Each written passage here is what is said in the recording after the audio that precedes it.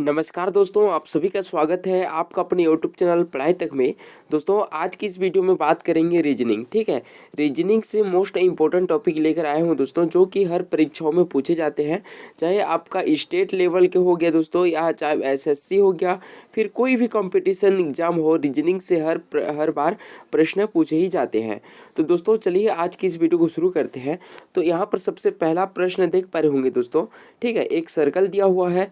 ठीक है, सर्कल में 4 भाग है दोस्तों। पहला भाग में है आपका 594, दूसरे भाग में 198, तीसरे भाग में 66 है।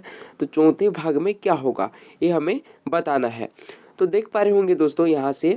तो देखिएगा 66 का तिगुना क्या होता है, 198 होता है। ठीक है, गुणा करके देख लेंगे। ठीक है, 66 का तिगुना कितना होता है, 198 होता है। और 198 का तिगुना हो जाता है दोस्तों आपका 594। ठीक है, आपको याद आ रहा होगा कि जो 66 है उसका तिगुना हो जाता है दोस्तों हमारा 198, और 198 का तिगुना हो जाता है दोस्तों आपका 594। तो यहाँ पर कौन सा होगा, है ना। तो यहाँ पर देखिए दोस्तों, इसका तिगुना 66 होगा। मतलब कि 11 का तिगुना 66 होता है क्या, नहीं होता। 12 का तिगुना 66 होता है क्या, नहीं होता। ठीक है, 33 का तिगुना 66 होता है क्या, नहीं होता। 22 का तिगुना क्या होता है, 66 होता है। तो इसी कारण ऑप्शन सी हमारा सही आंसर हो जाएगा। ठीक है, यानी कि यहाँ पर क्या आ जाएगा दोस्तों, 22 आ जाएगा। ठीक है, तो ऑप्शन सी हमारा सही आंसर हो जाएगा। अगला क्वेश्चन है दोस्तों क्वेश्चन 2। ठीक है, तो देखिएगा यहाँ पर 1 2 3 दिया हुआ है, 7 14 105 9। ठीक है, और यहाँ पर क्वेश्चन मार्क और यहाँ पर 117। तो क्वेश्चन मार्क पर कौन सा अंक आएगा ये हमें बताना है। ठीक है, तो यहाँ पर आप ध्यान से देख पा रहे होंगे दोस्तों, 1 और 2 को जब हम गुणा करेंगे, ठीक है, तो 1 दूनी 2 होता है। अब 2 को दोस्तों 1 के साथ के जोड़ेंगे तो 3 आ जाता है। ठीक है, 2 को 1 के साथ जोड़ेंगे तो 3 आ जाता है।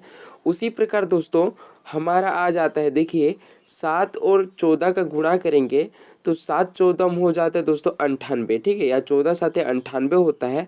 अब देखिए दोस्तों 98 में से ये 7 को जोड़ेंगे तो 98 और 7 हो जाते हैं दोस्तों 105। ठीक है, 98 और एक जो 7 हो जाते हैं 105।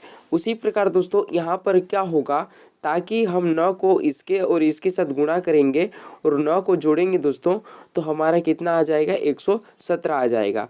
ठीक है, तो देखिएगा दोस्तों यहाँ पर कि यहाँ से देखिएगा 12 नवा हो जाता है 108। ठीक है, 12 नवा कितना हो जाता है, 108। ठीक है, 12 नवा 108 होता है। और 108 और 9 को जोड़ेंगे दोस्तों तो यहाँ पर हमारा 117 आ जाता है। ठीक है, तो इसी कारण ऑप्शन डी हमारा सही आंसर हो जाएगा 12। ठीक है, 12 नवा 108 और 108 में दोस्तों 9 को जब जोड़ेंगे तो 117 हो जाता है। तो ऑप्शन डी हमारा सही आंसर हो जाएगा। तो देख लेते हैं दोस्तों अगला क्वेश्चन। तो देखिए क्वेश्चन नंबर 3। ठीक है, इस ये भी दोस्तों मोस्ट इम्पोर्टेंट क्वेश्चन है। ठीक है, एसएससी में पूछा गया प्रश्न है। तो देखिए हमें एक सर्कल दिया हुआ है और सर्कल को 4 भागों में डिवाइड किया गया है। तो पहले भाग में है दोस्तों 149, दूसरे भाग में 175 और तीसरे भाग में है दोस्तों हमारा 203। ठीक है, तो चौथे भाग में क्या होगा ये हमें पता लगाना है। ठीक है, तो दोस्तों जब भी आपको इस तरह के प्रश्न मिलता है तो सबसे पहले हम इसका अंतर देख लेते हैं। ठीक है, कि उसका अंतर कितना आता है। ठीक है, तो देखिए दोस्तों, तो सबसे पहले हम 149 और 175 का अंतर देखेंगे।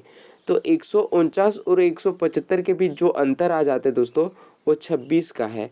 ठीक है, यानी कि दोस्तों 149 और 175 के बीच जो हमारा अंतर आ जाता है ये हो जाता है हमारा 26 का। ठीक है, प्लस 26 का। उसी प्रकार 175 और 203 में देखेंगे दोस्तों, तो 175 और 203 में अगर हम अंतर देखें तो प्लस 28 का आता है। ठीक है, कितना का, प्लस 28 का आता है। तो उसी प्रकार देखिए तो हम इन दोनों के बीच में अंतर देखेंगे। ठीक है, इन दोनों के बीच में अंतर देखेंगे, यानी कि आप इस प्रकार से भी बता सकते हैं। जब 149 में दोस्तों 26 को जोड़ दिए तो 100 कितना आया, 75 आया। ठीक है, यानी कि इसका अंतर भी निकल गया 26। ठीक है, उसी प्रकार दोस्तों 175 में जब हम 28 को जोड़ दिए तो 203 आया। ठीक है, इसका अंतर भी निकल गया 28। ठीक है, अब देखिए दोस्तों 203 में से हम 30 को जोड़ेंगे। ठीक है, 26 उसके बाद 28 उसके बाद 30 आएगा ना। तो 203 में से दोस्तों 30 को जोड़ेंगे तो ए आ जाता है हमारा 233। ठीक है, तो इसी कारण दोस्तों ऑप्शन डी हमारा सही आंसर हो जाएगा। ठीक है, तो एक बार करके देखेंगे। जब हम 149 में से दोस्तों 26 को जोड़े तो ये आ गया हमारा 175। 175 में 28 को जोड़े तो ये आ गया हमारा 203, और 203 में से दोस्तों 30 को जोड़े तो ये आ गया हमारा 233। तो ऑप्शन डी हमारा करेक्ट आंसर हो जाएगा। तो प्रश्न चौथा देखिए, ये भी मोस्ट इम्पोर्टेंट क्वेश्चन है। तो यहाँ पर देखिएगा दोस्तों, है ना, तो यहाँ से देखिएगा इसके 4 भागों में अलग अलग है, उसके अंदर में अलग अलग है। ठीक है, तो यहाँ से 2, 7, 9 और 15 दिया हुआ है। उसके बाद यहाँ पर दिया हुआ है दोस्तों 14, 63, 30। ठीक है, और यहाँ पर क्वेश्चन मार्क है। तो ये क्वेश्चन मार्क की जगह पर कौन सा अंक होगा ये हमें पता लगाना है। तो यहाँ पर 4 ऑप्शन दिया है। ऑप्शन ए में 18, ऑप्शन बी में है दोस्तों 33, ऑप्शन सी में 135 और ऑप्शन डी में है 145। तो देखिएगा यहाँ पर, है ना, 2 और 7 का जब हम गुणा करेंगे, 2 और 7 का गुणा करेंगे तो 14 आएगा। ठीक है, आ रहा है ना। उसी प्रकार दोस्तों यहाँ से, है ना, शुरू से देख लेते हैं। जब हम 15 और 2 का गुणा करते हैं तो 30 आता है। ठीक है, 15 गुणा 2 बराबर 30 आता है। ठीक है, उसी प्रकार दोस्तों 2 गुणा 7 करते हैं। ठीक है, तो 2 7 14 आता है। ठीक है, उसी प्रकार 7 गुणा जब हम न करेंगे तो 7 9 63 आता है। तो इसका गुणा करेंगे। ठीक है, 15 और 9 का गुणा करेंगे तो यहाँ पर क्या आएगा, 15 9 कितना होता है, 135 होता है। तो इसी कारण ऑप्शन सी हमारा सही आंसर हो जाएगा। देखिए दोस्तों, है ना, 15 9 135 होता है, तो एक क्वेश्चन मार्क की जगह पर 135 आ जाएगा। ठीक है, तो उसी प्रकार ऑप्शन हमारा सी सही आंसर हो जाएगा।